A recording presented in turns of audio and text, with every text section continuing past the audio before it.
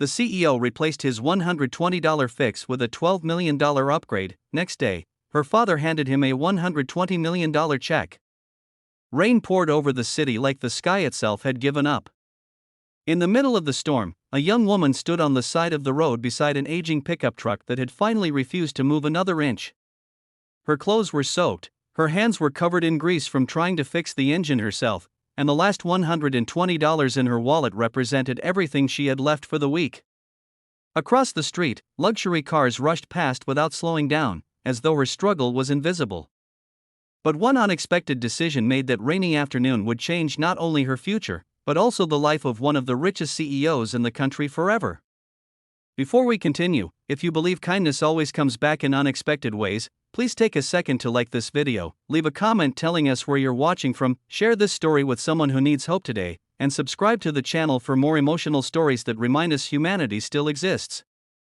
Emily Carter had spent most of her life believing that dignity was something earned through hard work, not wealth. After her mother passed away years earlier, she chose a quiet life far from the luxury her family once knew. Unknown to almost everyone around her, she was the daughter of billionaire investor William Carter. Years before, she had walked away from the family fortune after insisting she wanted to build her own life without privilege. Her father respected her choice, though it quietly broke his heart to watch his daughter struggle when he could easily solve every problem she faced.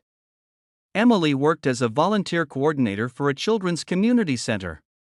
The job barely paid enough to cover rent, groceries, and gas for her 20-year-old pickup truck. Yet every evening she returned home tired but proud because dozens of children smiled every day thanks to the programs she helped organize. Her truck was her only reliable companion, carrying donated supplies, books, and food across the city. That rainy afternoon, the engine suddenly failed outside one of the city's largest office towers. After nearly an hour of trying to restart it herself, she called a nearby mechanic who explained the repair would cost exactly $120. Emily sighed with relief. It was nearly everything she had, but at least she could afford it. As fate would have it, the towering glass building belonged to Mason Grant, the young CEO of Grant Technologies.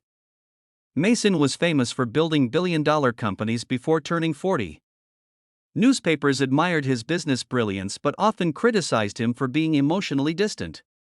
Success had taught him how to calculate profits, but life had slowly convinced him that everyone expected something from him. Looking through the lobby windows while waiting for an important investor meeting, Mason noticed Emily sitting quietly beside the broken truck, trying to shelter several boxes of children's school supplies from the rain. What caught his attention was not the truck but the care with which she protected the boxes before thinking about herself.